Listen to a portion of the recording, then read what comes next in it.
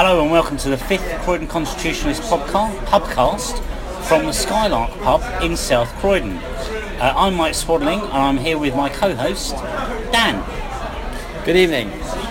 Hello Dan, so the first and most important question always on a pubcast is what are we drinking? We are currently drinking Shipyard Pale Ale, a fine craft beer brought over some years ago by Wetherspoons themselves, and you can now buy it in many other pubs and indeed in a few supermarkets, but it was Wetherspoons that brought it over first. So we're here in the Skylark to talk about and the Skylark being Brexit central for pubs in Croydon, and anyone's welcome to invite us to a pub they think's more Brexity. We're here to talk about the Leavers of Britain. Now, Dan and I run a group called the Croydon Constitutionalists, that's how you listen to us, and we also are the Leavers of Croydon. So, Dan, do you want to tell us a little bit about how the Leavers of Croydon came about? Yeah, so essentially, Lucy Harris, I think her name is, she set up an organisation a while back called the Leavers of London, which was set up to get people together in London who'd voted Leave, to share their experiences, and especially in London where there's a lot of people who look down their nose at people that voted Leave, and especially in where she was working in Westminster, there's a lot of that goes on. She did very well with that organisation. We attended a few events of hers, and that organisation has now developed into Leavers of Britain. And as that happened, we decided that we would then set up the Leavers of Croydon. We'd already had Lucy down to Croydon in any event to attend an event we had at the Green Dragon pub just down the road from here, which is extremely well attended. And so we jumped on board with the Leavers of Croydon. It was great, that first event. It was getting Leavers of London out of central London and to the suburbs. And I know that's something Lucy was keen to do. Lucy had a great kind of vision there and saying it's not just London we need this, we need it around the country. And so we affiliated as the local group. And as many of you will know, we'd had drinks from time to time as the old Vote Leave campaign, but the old Vote Leave campaign wasn't a great branding. And I think Leavers of Croydon and the Leavers of Britain band gave us a really good new opportunity to brand ourselves as something that frankly might go beyond Brexit. Well, we had our inaugural drinks here on the 22nd of January for the Leavers of Britain, Leavers of Croydon, sorry. Dan, how did they go for you? Very well attended, and a wide variety of people. We had a Conservative councillor attended. We had people from a variety of political parties and none, and it was also good to see people who got on board since the referendum, as well as people that we'd met during the referendum, but who we perhaps hadn't seen for some time.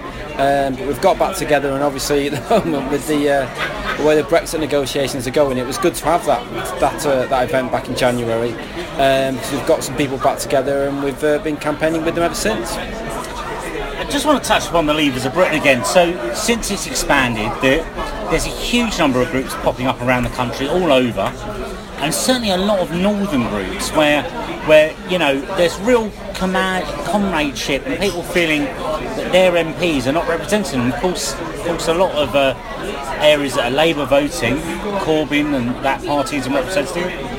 Right, that the Conservatives aren't, but lots of big areas that are fully behind our need to leave and crying out for these sort of social groups. Suzanne Evans is now on board with the Leavers of Britain group. Well worth checking them out on Facebook, on Twitter and on their website.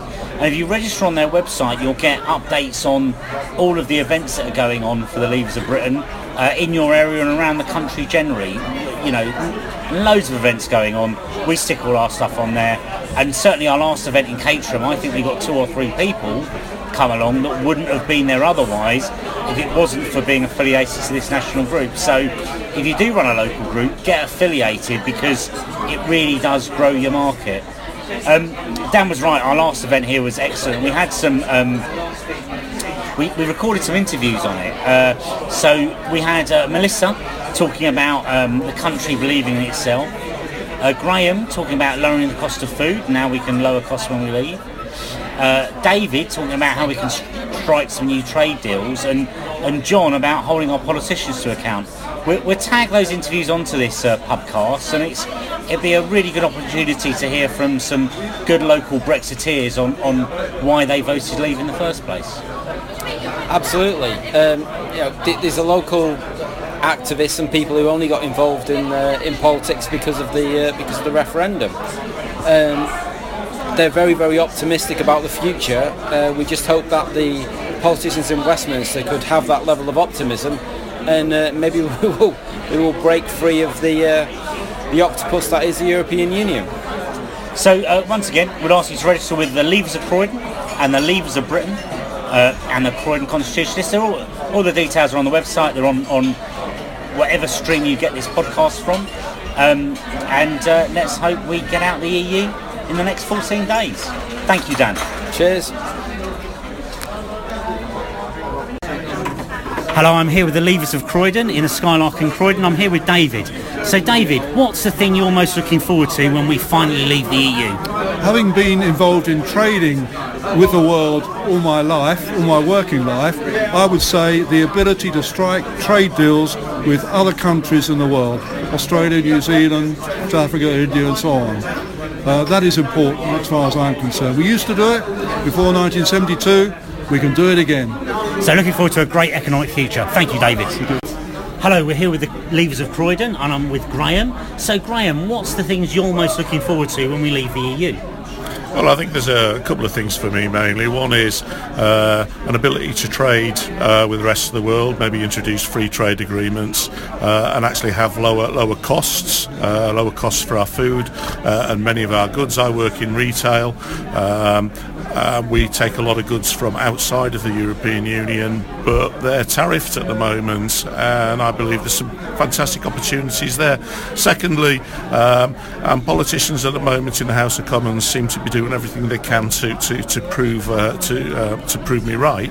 It's that once we leave the European Union, we can actually hold our own politicians that we vote for to account, because they will have real decisions to make for this country, because at the moment decisions are being made by unelected bureaucrats and politicians in the European Union. I want to hold our politicians in the House of Parliament to account. So that's great, Graham. Looking forward to a better, lower cost standard of living and holding our politicians to account. Thank you. Hello, I'm here with the Leavers of Croydon and I'm with John. And John, what's the two things that really made you passionate about leaving the EU? Two very simple things. One is democracy. I want a country that has 100% of its MPs accountable 100% to its own electors and who make 100% of our laws. It's called democracy. If they're good, I'll vote them back in. If they're bad, I'll chuck them out. You can't get rid of Junkers and Tusk because you never voted for them in first place. And the second thing is, when you're planning future resources like hospitals and schools, you need to know the number of people that you're catering for. And with freedom of movement, you have no idea to the nearest million how many people you're going to need for a hospital or a school in any area in 5 years' time. Two very simple reasons. So it's all about control, and it's all about the British people. Thanks, John. Hello, I'm here with the Leavers of Croydon. I'm here with Melissa. And Melissa, what's the thing you're most excited about, most interested in once we leave the EU? Hi there, Michael. Basically, I think it will be after the 29th of March. I'm quite looking forward to the fact that this country might actually start believing in itself, and the politicians that we have can actually do the same, rather than relying on the EU to make the decisions for us. That's fantastic. A bit of self-belief back in Britain. Thanks, Melissa.